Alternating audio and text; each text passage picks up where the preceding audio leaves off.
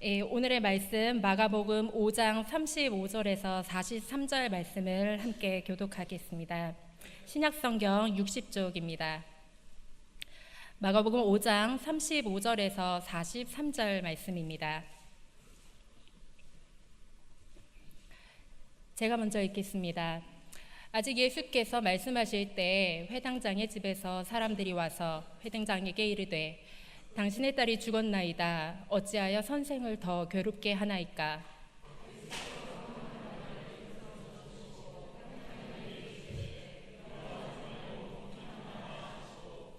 베드로와 야고보와 야고보의 형제 요한 외에 아무도 따라옴을 허락하지 아니하시고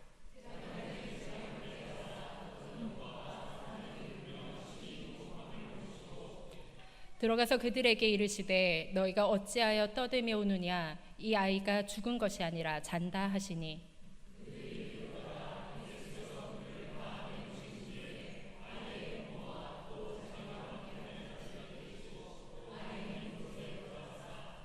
그 아이의 손을 잡고 이르시되 달리다굼 하시니 번역하면 곧 내가 네게 말하노니 소녀여 일어나라 하심이라.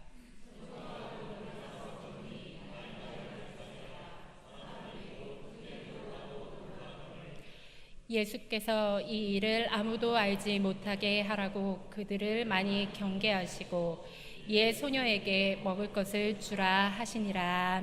아멘. 은혜로운 찬양을 주님께 드린 여호수아 중찬단 너무나 감사드립니다.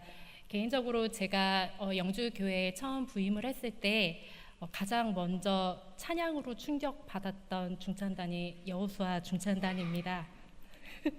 네. 여호수아 중찬단 위에 다시 한번 박수하겠습니다.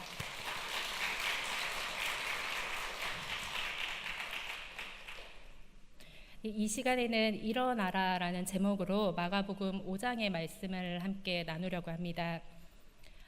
말씀에 앞서 먼저 저희 개인적인 이야기를 하며 서두를 열려고 합니다. 저희 부모님께서는 지금 현재 대전에서 목회를 하고 계십니다. 네, 저희 부모님께는 자녀가 4명이 있습니다. 그리고 그 4명이 모두 딸입니다. 저는 첫째이고 저희 막내는 저와 띠동갑입니다. 그래서 보통 아들 넷보다는 딸 넷이 키우기 쉽겠다라는 생각을 하실 수 있는데 아마도 저희 부모님께서는 동의하지 않으실 것 같습니다. 그렇기 때문에 매일 일상이 저희 부모님께는 약간은 버겁고 즐겁고 행복하지만 힘드신 시간이었을지도 모르겠습니다. 그런데 저희 부모님과 저희 자매 4명이 모두 합의하에 즐겁게 보낼 수 있는 시간이 있었습니다. 그것은 저희가 방학 때 저희 할아버지 할머니 댁을 가는 일이었습니다. 저희 할아버지 할머니께서는 당시 서울에 거주하고 계셨었는데 지방에 있던 저희라 서울에 가서 할아버지 댁을 방문하는 것은 저희에게 정말 신나고 매우 기뻤던 일 중에 하나였습니다. 그리고 저희를 너무나 사랑하셨던 저희 할아버지 할머니께서는 저희들에게 서울 곳곳을 보여주시면서 견문도 넓히고 서울이 이런 곳이다라고 보여주시려고 많이 노력을 하셨습니다. 그래서 덕분에 저희가 서울에 있는 랜드마크를 다 다녔습니다. 예를 들자면 63빌딩, 그리고 남산타워도 그때 가봤습니다. 그리고 그 중에 마지막인 한강에 있는 한강 유람선을 탔던 일이 유달리 그 중에서도 저에게 기억이 납니다. 하루는 저희 할아버지 할머니와 함께 한강 유람선을 타러 갔었습니다. 굉장히 신나고 저에게는 설레는 마음이었었고 저희 동생들도 마찬가지였습니다. 그런데 그때 아주 심각한 일이 벌어졌습니다. 저는 사실 굉장히 건강하게 보이지만은 제가 유달리 약한 것이 있는데 멀미입니다. 그래서 멀미가 굉장히 심해서 유람선을 타기 전에 저희 할머니께서 멀미약을 사다가 저를 먹이시려고 하셨었는데 저는 굉장히 이것을 촌스럽고 우스운 일이라고 생각을 했습니다. 그래서 할머니께서 이렇게 내미시는 손도 뿌리치고 거절하고 그냥 유람선에 올라탔습니다. 문제가 그때부터 시작이 됐습니다. 유람선이 떠난 직후부터 저는 심하게 멀미를 시작하였습니다. 그래서 멀미를 심하게 했는데 기둥을 붙잡아도 어지럽고 밖에 나가도 어지럽고 매점을 가도 어지럽고 앉아도 누워도 눈을 감아도 굉장히 어지러웠던 기억이 납니다. 그래서 결국에는 제가 멀미를 하니까 이제 토를 하기 시작했는데 저희 동생들이 저를 굉장히 창피했던 기억이 유달리 납니다. 그런데 그때 할아버지께서 저에게 말씀을 하셨습니다. 은주야, 눈을 뜨고 멀리 보렴. 멀리 있는 산을 보고 멀리 있는 건물을 봐. 그러면 너의 몸도 마음도 괜찮아질 거야. 처음에는 믿지 않았습니다. 그런데 방법이 없어서 겨우겨우 눈을 뜨고 할아버지께서 말씀하신 대로 한강 너머에 있는 산을 보기 시작했습니다. 그러니까 시간이 흘러서 신기한 일이 벌어졌습니다. 시간이 흐르자 점차 멀미가 가셨습니다. 이 사건이 제 삶에 굉장히 중요한 경험입니다. 왜냐하면 그 이후로도 삶이 어지러울 때 제가 성인이 돼서도 늘 할아버지께서 동일한 말씀을 하셨기 때문입니다. 멀리 있는 영원한 것을 보아야 한다, 은주야. 아무리 힘들어도 아무리 눈이 안 떠져도 저 멀리 있는 움직이지 않고 변하지 않는 것을 보아야 한다. 그래야 예수 믿는 사람이야. 사랑하는 성도 여러분, 우리의 눈으로 세상을 바라보면 사실 온통 멀미나는 일들 투성입니다. 방향을 잃지 않으려 해도 때로는 세상을 뚫어지게 쳐다보려 집중을 해도 바라보면 바라볼수록 멀미가 심해집니다. 한번 같이 생각을 해보면 좋겠습니다. 내가 사랑하는 미래, 내가 너무나 사랑하는 사업장 또는 내가 해야 할 일들을 보면은 때로는 나에게 기쁨을 줄 수 있으나 결국에는 멀미나는 일들이 투성일 수가 있습니다. 그뿐만이 아닙니다. 심지어 제가 사랑하는 것들을 봐도 저는 늘상 멀미가 납니다. 나에게 기쁨을 주는 돈을 볼 때도 내가 땀 흘려 쌓아 올린 업적이나 자랑스러운 명예에 둘러싸여 있을 때에도 가끔씩은 어지럽습니다. 그리고 솔직히 말해서 제가 사랑하는 사람들을 봐도 멀미가 날 때가 있습니다. 내가 사랑하는 아내, 내가 사랑하는 남편, 내 부모님과 때로는 우리 자녀들을 볼 때도 그들이 영원한 행복과 즐거움을 줄 거라고 생각을 하는데 사실은 착각입니다. 실상은 때로는 사랑할수록 불안하고 사랑할수록 상처받고 사랑할수록 멀미나는 일이 태반일 수 있습니다. 왜일까요? 저도 이 점에 대해 많이 곰곰이 생각을 해보았는데 결론은 이거였습니다. 우리가 세상을 바라보면 바라볼수록 내가 집중을 해서 더 뚫어지게 바라볼수록 우리가 이런 것들의 어지러움을 느끼는 이유는 세상의 변화이기 때문입니다. 세상은 굉장히 가변적입니다. 내가 아무리 사랑하는 것일지라도 세상에 있는 것들은 변하기 마련입니다. 그리스도인인 우리가 바라봐야 할 것은 저 너머에 있는 본향입니다. 결국에 우리가 바라봐야 할 것은 움직이지 않는 십자가, 그 십자가의 주인이신 예수님일 것입니다. 변하지 않는 것, 그것을 바라봐야 비로소 삶의 멀미가 멈추고 우리는 눈을 들어 깨달을 수 있습니다. 본문의 말씀인 마가복음 5장은 특별히 우리가 흔들리는 세상 속, 나를 때로는 저버리는 이 세상 속에서 그럼에도 불구하고 내가 눈을 들어 바라봐야 할 것, 그것에 대하여 이야기를 하고 있습니다. 바로 믿음의 본질, 그 본질인 예수 그리스도에 대해서 말을 하고 있습니다. 오늘 이 시간에는 마가복음 5장 말씀을 통하여서 함께 은혜를 나누려고 합니다. 사실 우리가 읽은 말씀 마가복음 5장 35절에서 43절은 우리가 이 말씀을 정확하게 이해하기 위해서는 필연적으로 마가복음 5장 21절에서 43절까지 말씀을 함께 맥락으로 이해를 해야 합니다. 그 이유는 마가복음 저자의 의도 때문입니다. 예를 들어 보겠습니다. 어떤 사람은 예술 작품을 만들 때 그 사람의 분명한 패턴이 있습니다. 담임 목사님께서 설교 시간에 종종 말씀하시는 화가 렘브란트를 생각해 보면 좋을 것 같습니다. 렘브란트 그림을 보면은 너무나 걸작인 명작품이지만은 한편으로는 저는 이렇게 생각을 합니다. 왜 이렇게 이쪽은 환하게 그리고 저쪽은 지나치게 어둡게 그릴까? 명암이 다른 작가보다 너무 짙어서 이해를 때로는 할 수가 없네. 이런 생각을 종종 하게 되었습니다. 그런데 알고 보니 이것은 렘브란트 본인만의 기호였습니다. 이 사람이 가지고 있는 그 작품에 대한 고유한 패턴이었죠. 밝게 표현한 부분에서는 하나님의 사랑, 예수 그리스도의 사랑이 극적으로 나타내지고 있고, 어두운 부분을 통해서는 작가가 이런 부분은 부정적으로 생각하고 있구나, 이런 부분은 우리가 인간적인 마음으로 해석할 수도 있겠구나 라는 것을 표현하고 있습니다. 바로 이럼으로써 그림을 극대화시킨다고 할 수 있겠습니다. 그래서 그 사람의 별명이 빛의 화가 렘브란트입니다. 우리가 흔히 사복음서 중 가장 먼저 쓰여졌다고 알고 있는 마가복음 또한 독자들이 꼭 알아주었으면 좋겠다. 이 글을 읽는 사람에게 꼭 가르쳐 주고 싶은 내용이 있는데 그 내용과 목적을 위해 이러한 기법을 써야겠구나 하는 문학 기법이 있습니다. 마가복음의 특징은 어떤 이야기 속에 다른 이야기를 중간에 삽입합니다. 그것을 쉬운 말로는 샌드위치 기법이라고도 한다고 합니다. 한번 생각을 해보겠습니다. 샌드위치는 위와 그리고 그 아래에 빵이 있고 그 사이에 내용물을 집어넣습니다. 저도 가끔씩, 사실은 자주 집에서 샌드위치를 만드는데 만들다 보면은 배고픔을 참지 못하고 빵 따로 속 내용물 따로 먹을 때가 있습니다.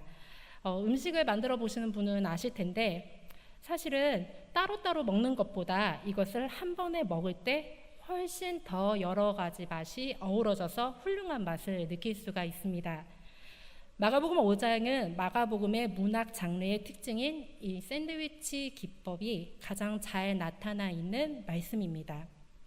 마가복음 5장에서 샌드위치의 빵은 야이로의 딸의 이야기이고 그 빵 사이의 내용물은 혈루증 걸린 여인의 이야기입니다. 사실 보통 우리는 이 두 가지 이야기를 분리해서 읽었고 그리고 교회 학교에서 때로는 분리해서 배우기도 합니다. 저도 어린 시절을 생각해 보면은 이 두 가지 이야기를 따로따로 듣거나 따로따로 배웠던 기억이 있습니다. 사실 근데 마가는 이 두 가지 사건을 함께 읽기를 강조하면서 이러한 문학 기법을 사용하였습니다. 왜냐하면은 이 두 가지 사건을 함께 읽어야 예수 그리스도께서 원하시는 복음의 내용을 보다 더 정확하고 보다 더 풍성하게 전달할 수 있기 때문입니다. 그렇기 때문에 본문 말씀을 조금 더 확대시켜서 5장 21절에서 43절까지 말씀을 함께 읽으면서 본문을 깊이 있게 참고하려 합니다. 먼저 마가복음 5장 21절에서 24절을 우리 함께 봉독하도록 하겠습니다. 예수께서 배를 타시고 다시 맞은편으로 건너가시니 큰 무리가 그에게로 모이거늘 이에 바닷가에 계시더니 회당장 중에 하나인 야이로라 하는 이가 와서 예수를 보고 발 아래에 엎드려 간곡히 구하여 이르되 내 어린 딸이 죽게 되었사오니 오셔서 그 위에 손을 얹으사 그로 구원을 받아 살게 하소서 하거늘 이에 그와 함께 가실새 큰 무리가 따라가며 애워싸 밀더라. 예수님께서는 마가복음 4장에서 하나님 나라에 대한 이야기를 여러 가지 비유를 통해 제자들과 사람들에게 말씀하셨습니다. 이 말씀에 감동받은 사람들도 있고 아마 다 이해하지는 못하지만 저 말을 하는 예수라는 청년이 뭔지 모르게 위대한 사람이겠구나. 저 예수가 분명히 이스라엘에 큰 위대한 일을 할 것 같다라는 짐작은 했을지도 모르겠습니다.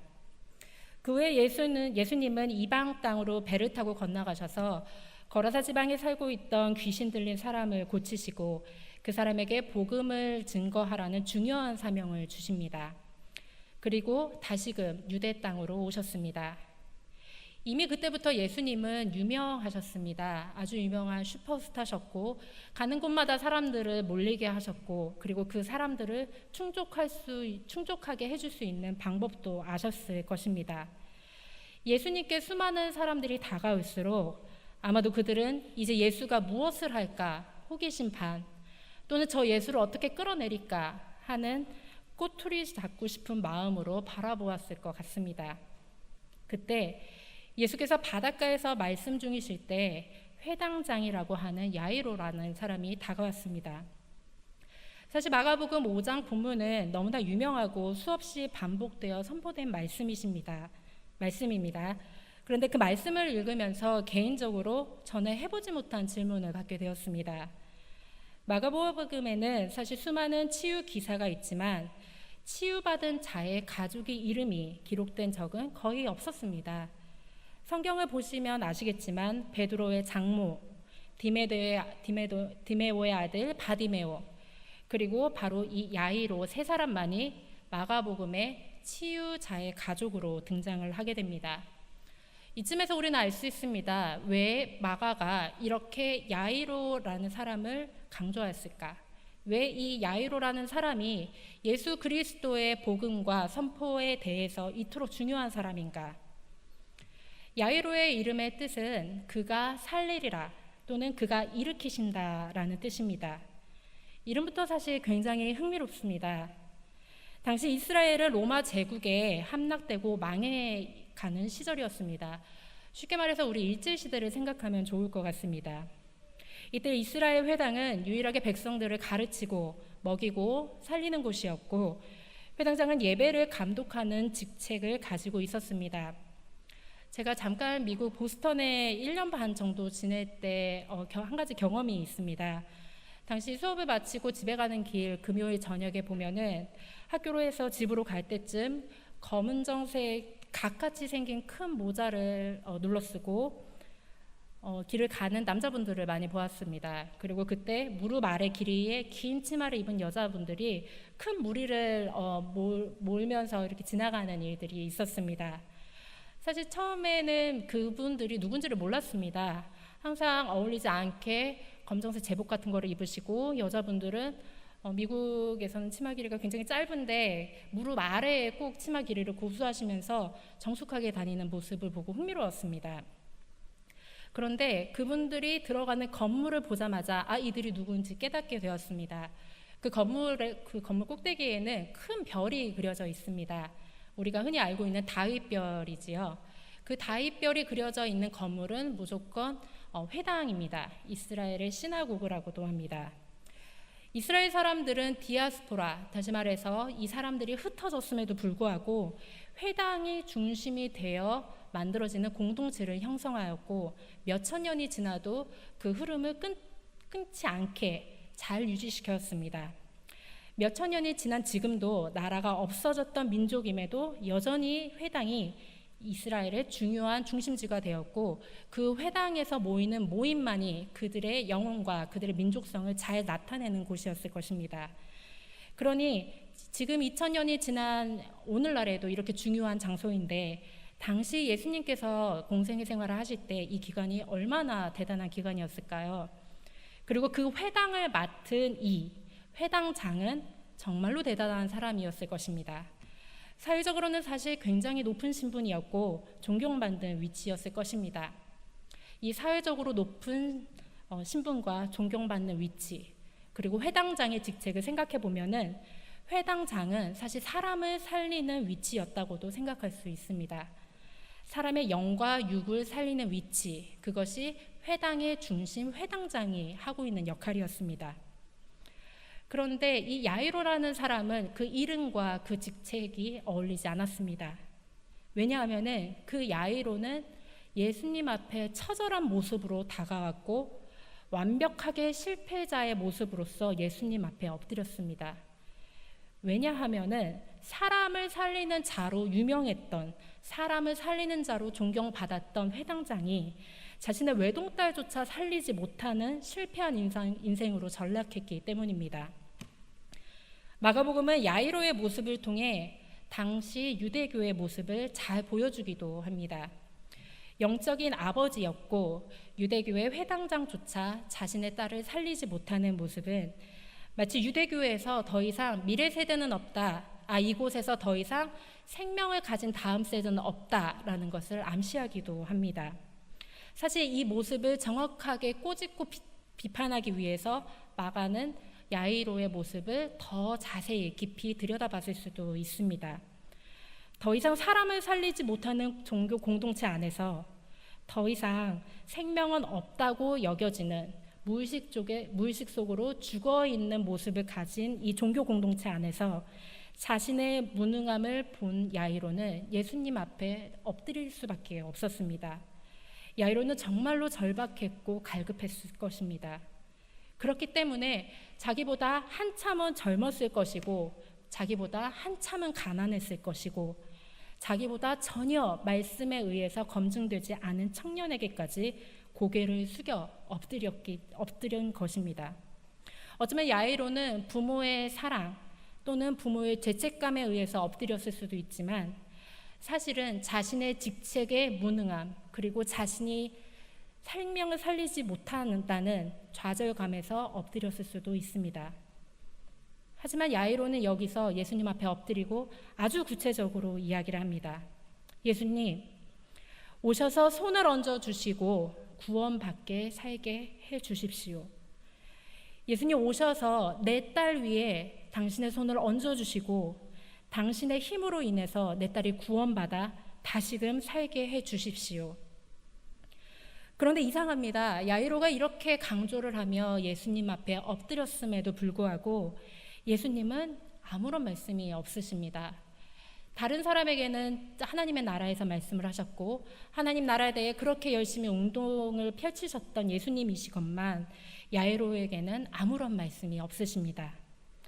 말씀이 없으시지만 그와 함께 그가 가르치는 대로 묵묵히 그의 집으로 향하셨습니다.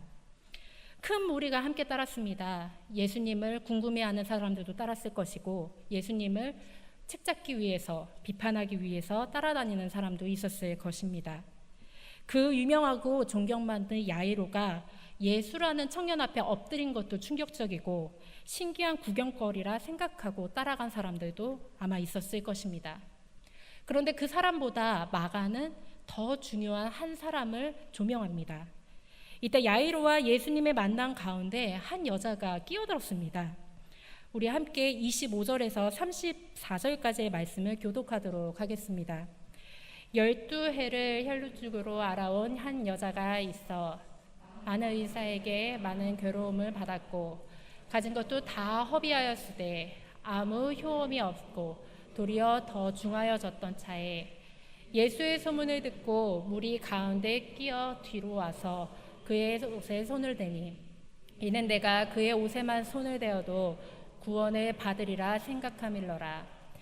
이에 그의 혈루 근원이 곧 마름에 병이 나은 줄을 몸에 깨달으니라. 예수께서 그 능력이 자기에게서 나간 줄을 곧 스스로 하시고 무리 가운데서 돌이켜 말씀하시되 누가 내 옷에 손을 대었느냐 하시니 제자들이 여짜오되 무리가 애워싸 미는 것을 보시며 누가 내게 손을 대었느냐 물으시나이까 하되 예수께서 이 일 행한 여자를 보려고 둘러보시니 여자가 자기에게 이루어진 일을 알고 두려워하여 떨며 와서 그 앞에 엎드려 모든 사실을 여쭈니 예수께서 이르시되 딸아 내 믿음이 너를 구원하였으니 평안히 가라 내 병에서 놓여 건강할지어다. 아멘. 야이로와 예수님 앞에 한 여인이 섰습니다. 그 여자는 무려 12년 동안이나 여러 의사를 만나 자신의 살 길을 찾았지만 실패하고 재산만 탕진한 여자입니다. 그 여자에게는 의사가 아마 구원자인 줄 알았을 것입니다. 그런데 그 희망이 겹겹이 상처가 되었고 그 외롭고 가련한 여자는 아무도 관계를 맺을 수 없는 공동체에서 소외당한 여자가 되었습니다. 이 여자의 삶이 도대체 어땠을까요? 레위기 15장에 보면은 그녀가 가지고 있는 병으로 얼마나 이스라엘 공동체에서 소외가 되었는지 알 수 있습니다.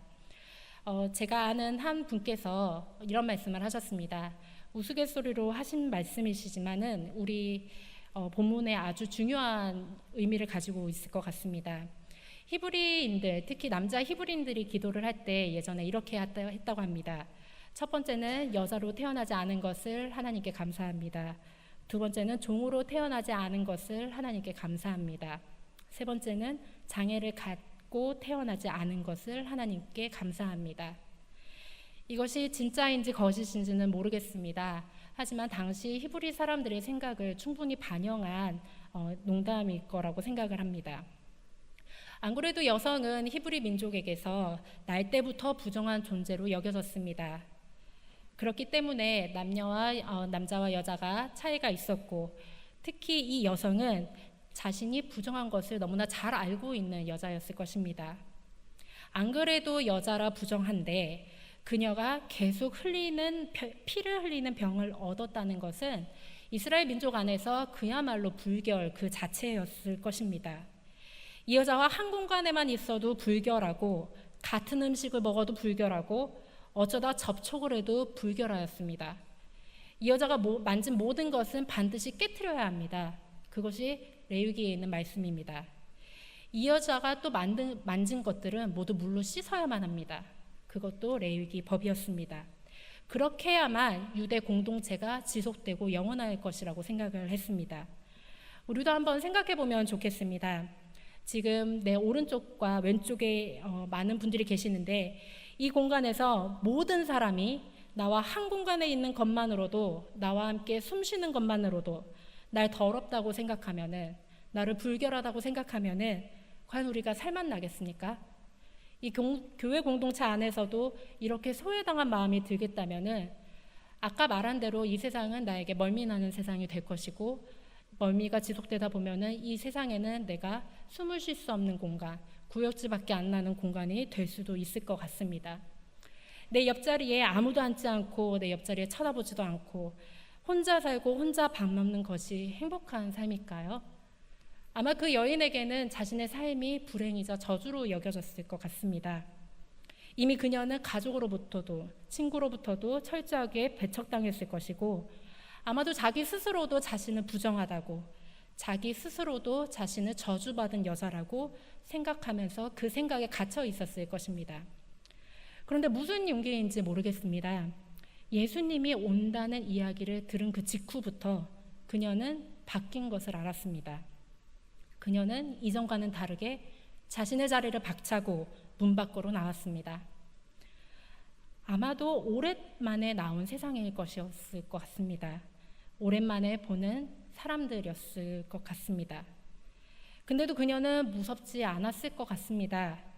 아마도 무서웠을지라도 그 공포심보다 더 큰 믿음이 그 여자를 움직였습니다.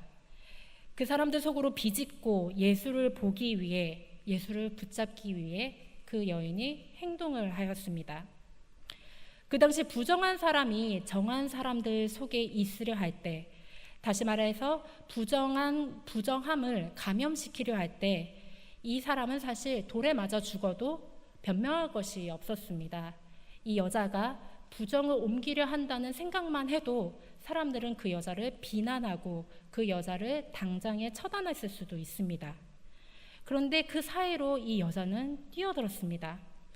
성경은 이 여인이 예수에 관한 들음이 그녀를 움직이는 촉매제가 되었다고 이야기를 합니다. 그 들음이 이 여자를 움직이는 운동력이 되었고, 즉 믿음이 되었고, 다시 치유로 번졌습니다. 이 여자는 저 청년 예수의 옷에만 내 손을 대어도 그가 날 고쳐주리라, 이 믿음 하나로 예수님의 옷을 만졌습니다. 27절에 보면 무리 가운데에 끼어 뒤로 와서 그의 옷에 손을 대었다라고 되어 있습니다. 예수님마저 이 여자는 자신의 간절함을 위해 부정타게 만들었습니다. 이것이 당시에서는 아주 어마어마한 일이었을 것입니다. 그런데 이 여인을 보면 저는 한편으로는 성경 한 구절이 생각이 납니다. 마태복음 11장 12절 말씀을 함께 읽어보도록 하겠습니다. 세례 요한의 때부터 지금까지 천국은 침노를 당하나니 침노하는 자는 빼앗으리라. 아멘. 천국을 위협하는 자에게 결국 천국을 빼앗긴다. 이 의미는 제가 어려서부터도 이해를 잘 하지 못하였고, 사실 성장하면서도 이 의미를 다 알기가 어려운 구절이었습니다. 어떻게 감히 천국을, 어떻게 예수 믿는 내가, 어떻게 하나님 믿고 있는 내가 감히 천국을, 이러한 생각이 아마 저뿐만 아니라 일반적인 크리스천들의 마음일 것 같습니다. 당시 유대인들의 마음에는 이 생각이 더 컸을 것 같습니다. 그런데 예수님께서는 마태복음에 그런 자만이 천국을 가질 수 있다고 이야기하십니다. 전 혈루증 앓는 이 여인을 보면서 그녀만큼 이 말씀을, 이 마태복음 11장 12절 말씀을 실천한 사람이 있을까 싶습니다. 간절한 사람, 간절해서 내가 가진 한계를 뛰어넘어보려는 사람, 어쩌면 이 사람만이 천국에 도달할 수 있다. 예수님께서는 이렇게 말씀을 하신 것 같습니다. 이 마음이 여자야, 너의 믿음이 너를 구했다 라는 예수님의 음성을 끌어내었을 것입니다. 10달란트 가진 사람, 5달란트 가진 사람, 이 사람들이 왜 더 열심히 일을 해서 달란트를 얻으려고 했을까요? 그것은 실패에 따르는 것을 두려워하지 않고 내 주인에게 충성하기 위해서였을 것입니다. 또한 야곱이 야복 강가에서 하나님께 축복을 받기 위해 씨름한 모습도 이와 같을 것 같습니다. 그 축복을 위해 내 몸이 으스러지는지도 모르고 천사를 위협하는 것, 하나님은 그것을 믿음이라고 보십니다. 그렇다면 이 여자에게 믿음의 모습은 무엇일까요? 왜 예수님은 그의 마음을 믿음이라고 보시고 바로 너의 믿음이 너 자신을 구원하였다고 말씀을 하셨을까요? 이 여인은 믿음이 있는 자이고 이 여인은 행동하는 믿음을 가진 자였습니다. 하나님께서 우리에게 허락하시는 신앙의 훈련은 사람마다 다릅니다. 그 모양도 다르고 그 속도도 다릅니다. 도마에게 예수님께서 다시 나타나셨을 때 도마에게는 그의 믿음의 훈련대로, 믿음의 속도대로 자신의 손바닥을 보여주셨습니다. 베드로에게 다시금 나타나셨을 때에는 베드로의 신앙의 속도와 방향과 그 모양대로 내 양을 치라는 말씀을 하셨습니다. 그렇기 때문에 믿음의 훈련이 그 모양과 속도와 형태가 다르지만은 그것이 우위를 가르는 것도 아니고 그 사람의 가치를 나타내는 것도 아닐 것입니다. 야이로와 이 혈루병 앓는 여자는 그 신분이 달랐고 그 사회에서 말하는 위치도 달랐을 것입니다. 하지만 예수님께서는 신앙 앞에서는 동급으로 보셨습니다. 그렇기 때문에 야이로의 집을 향하면서도 그 여인을 바라보셨을 것입니다. 회당장의 역할이 무엇일까요? 아까 말씀드린 대로 공동체를 지도하고 공동체를 부정하고 불결한 것으로부터 지키는 역할이었을 것입니다. 그런데도 이 고결하고 이 위대한 종교 지도자 회당장 야이로는 예수 앞에서 머리를 조아렸는데도 이 불결하고 부정한 여자가 가로막는 것을 예수님은 허락하셨습니다. 원래는 이 회당장이 부정으로부터 이스라엘을 지켜야 되고 그 큰 무리로부터 이 부정한 여자를 처단하였어야 됐지만 그렇지 못하는 무능함, 그에 반해 이 여자의 간절함, 하나님 눈에는 이 모든 사람들이 똑같아 보였을 것입니다. 예수님의 옷에 손을 대자마자 즉시 나은 이 여인은 33절에 두려워하며 떨며 예수 앞에 머리를 조아렸습니다. 이 여자가 떤 것은 물론 자신의 부정함에 대한 사람들의 시선, 자신의 부정함을 감염시켰을 것만 같은 공포심이었을 것일 수도 있습니다. 하지만 또 한편으로는 그 예수님의 단순한 청년 목수 예수님에 대한 절대적 능력을 자신이 체험함으로써 그 능력 앞에 무릎 꿇었을 것일 수도 있습니다. 이때 예수님께서는 그 여자의 간절함을 보고 믿음이라 칭하십니다. 한 신학자가 이렇게 말을 했습니다. 이 혈루증 앓는 여인의 본문을 읽으면서 루터교 목사였던 폴 틸리라는 신학자의 말이 떠오른다고 하셨습니다. 폴 틸리는 이렇게 말합니다. 믿음은 존재하려는 용기다. 믿음 자체가 바로 하나님 앞에서 존재하려는 용기입니다. 내가 여기에 있고 하나님 나 봐주십시오. 하나님 내 존재에 대해서 저버리지 마십시오 라고 말할 수 있는 용기. 아마도 사복음서를 통틀어서 이 여인처럼 능동적이고 쟁취적인 사람은 예수님 앞에서 이 여자가 유일할 것 같습니다. 그런데 마가복음은 이 여인과 바로 대비되는 사람들을 등장시킵니다.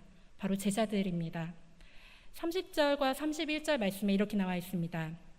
예수께서 그 능력이 자기에게서 나간 줄을 곧 스스로 하시고 무리 가운데 돌이켜 말씀하시되 누가 내 옷에 손을 대었느냐 하시니 제자들이 여짜오되 무리가 애워싸 미는 것을 보시며 누가 내게 손을 대었느냐 물으시나이까 하되 12년 동안이나 알았다는 것은 그 여인의 삶이 12년 동안 완벽하게 바닥을 쳤다는 것을 의미합니다.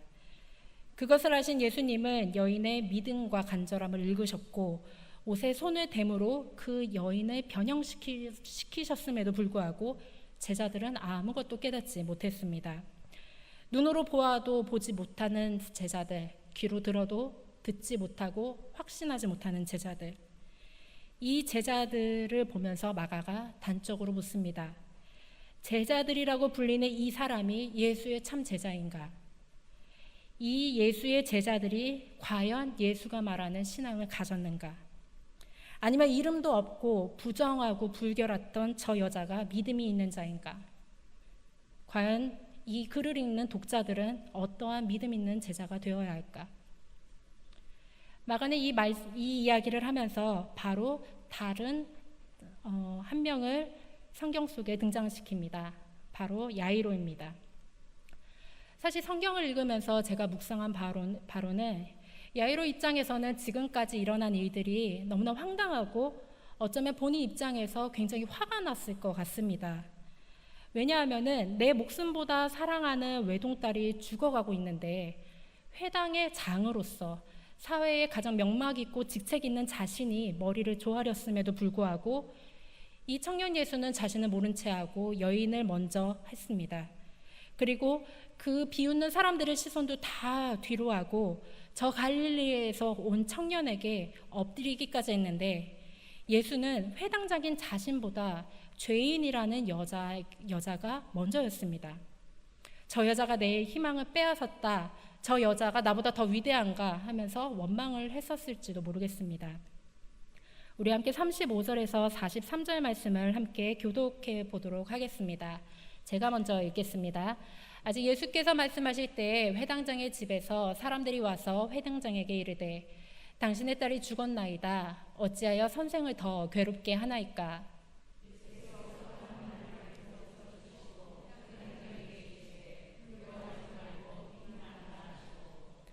베드로와 야고보와 야고보의 형제 요한 외에 아무도 따라옴을 허락하지 아니하시고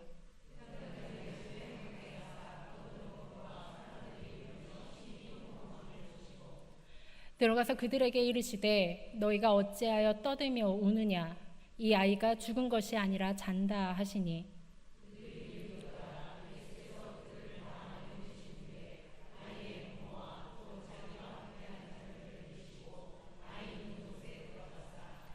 그 아이의 손을 잡고 이르시되 달리다굼 하시니 번역하면 곧 내가 네게 말하노니 소녀여 일어나라 하심이라.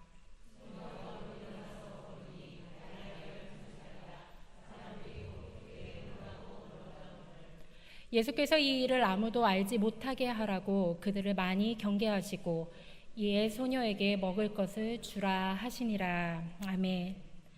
이 현장은 난리가 났습니다. 35절에 보니 혈루병 여인을 낳게 하는 동안 딸이 이미 죽어버렸습니다. 곁에 있던 사람들이 말하였습니다. 더 이상 그 선생에게 보채지 마시라. 이미 당신 딸 죽어서 무엇도 할 수 없다. 혈루병을 앓던 여인이 가진 믿음이 행동하는 믿음이었다면 지금 이 야이로에게는 무엇이 믿음일까요? 야이로에게는 예수님께서 과연 무엇이 보고 싶은 것이었을까요? 그것은 바로 기다림입니다. 기다림의 믿음. 마가는 바로 이것을 말하려고 이러한 성경 구절을 보여주었습니다. 마가가 말하는 동안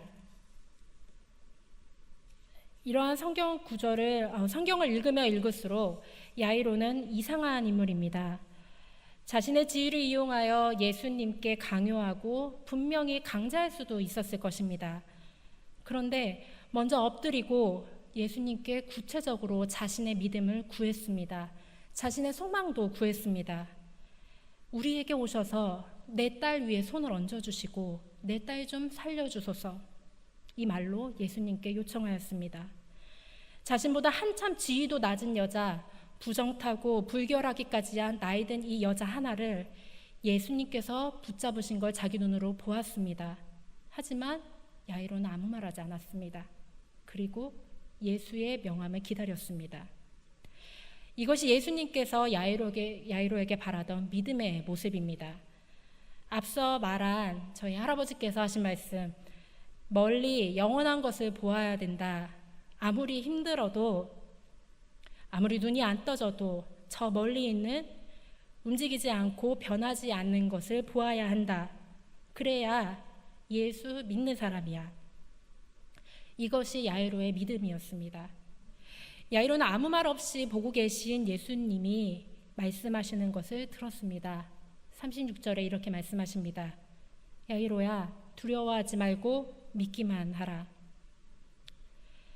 사람들이 비웃었고 내가 바라는 일들은 때로는 지연되기 십상입니다. 주변은 망해가고 내 명성도, 내가 사랑하는 것들도 내 주위로부터 멀리 떠나가길 원하는 것 같습니다. 하지만 그때 눈을 들어 하늘에 계신 영원한 나의 하나님, 그 하나님을 바라볼 수 있을 때 그제서야 내 삶의 의문은 풀릴 것입니다. 이렇게 마가는 혈루증 걸린 여인 야이로의 딸의 이야기를 통해서 믿음의 진정한 모습에 대해 이야기를 하였습니다. 그리고 마지막으로 마가는 두 번째로 아주 중요한 말씀을 우리에게 하려 합니다. 그것은 바로 야이로의 딸을 통하여서 미래 세대에 대해 예수님께서 지칭하는 말씀이십니다. 예수님께서는 말씀하십니다. 그 41절에 그 아이의 손을 잡고 이르시되 달리다굼 하시니 번역하면 곧 내가 내게 말하노니 소녀여 일어나라. 죽은 게 아니라 자는 것입니다. 마가가 이 글을 쓴 시기, 로마 제국이 너무 강대하여서 이스라엘이 곧 없어질 것만 같은 위기, 나라가 망해 가고 백성은 곧 죽을 것 같은 이 공포심, 마가는 이 모든 현상을 보면서 이렇게 얘기를 합니다. 우리가 죽은 것이 아니다. 우리는 다만 자고 있는 것이다. 하나님께서 이 일을 곧 이어가실 것이고 우리 민족을 죽은 것이 아니라 곧 잠듦에서 생명으로 이끄실 것이다. 당연히 많은 사람들이 비웃었습니다. 예수님께서도 이 일을 사람들에게 보이시면서 사람들이 자신의 일을 이해하실 거라는 것을 생각도 안 하셨고 이해하지 못할 것이라고 예상을 하셨습니다. 주님께서는 하지만 야이로의 믿음을 보고 말씀하셨습니다. 우리의 잠든 것이 우리의 죽음을 뜻하는 것이 아니라 우리의 잠듦이 곧 하나님의 부활과 생명으로 이끌어질 것이다. 기꺼이 낮추사 이 땅에 오신 예수님, 그 예수님으로 인해서 우리의 미래 세대가 곧 깨어나고 이 미래 세대가 죽은 것 같이 자고 있지만 곧 일어날 것이라는 믿음, 이 말씀을 예수님은 백성들에게 그리고 자신을 따르는 제자들과 사람들에게 보이고 싶으셨습니다. 누군가 우리를 지배하려 할 때, 누군가 나를 지배하려 할 때 나의 삶은 죽은 것 같으나 사실 그 안에 예수 그리스도의 보혈이 있으면 잠든 것입니다. 우리가 내면의 힘을 키워서 다시 일어날 때 예수 그리스도께서는 이것이 부활이다라고 말씀을 하실 것입니다. 나의 적들이, 나의 악한 것들이 모르는 하나님의 은혜, 하나님의 복음, 이것이 예수께서 말씀하시는 달리다굼입니다.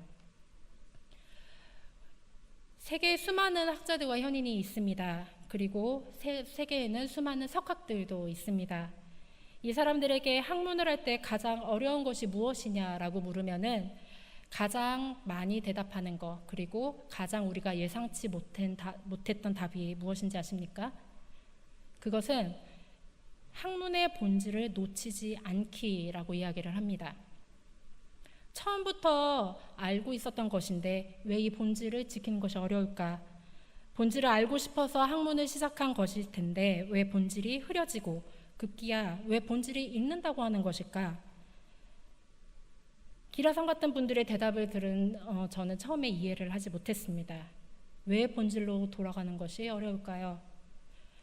사실 이것은 멀리 있지 않은 것 같습니다. 예를 들자면은 루터의 종교개혁 500주년이 2년 전에 있었습니다.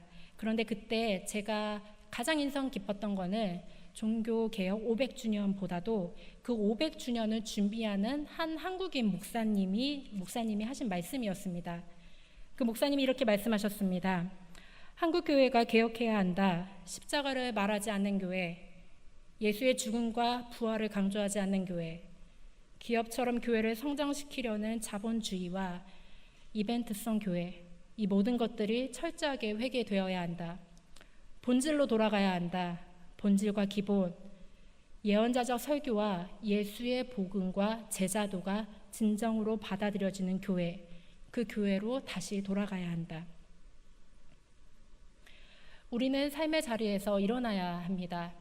마가 저자가 말한 것처럼 믿음의 모습이 하나님께서 나에게 주신 신앙의 훈련이 무엇인지도 깨달아야 되고 그 자리에서 멀미나는 이 세상을 바라보는 것이 아니라 눈을 들어 하늘을 향해 나의 본향을 바라보아야 합니다. 나의 믿음의 모습을 보고 이 잠든 세대를 깨우며 일어나야 하는 것, 그게 예수님께서 말하시는 진정한 제자도일 것입니다. 이 말씀을 기억하며 한 주간 우리가 모두 삶의 자리에서 일어나고 예수를 묵상하고 깊이 생각할 수 있는 시간들이 되길 간절히 소원합니다.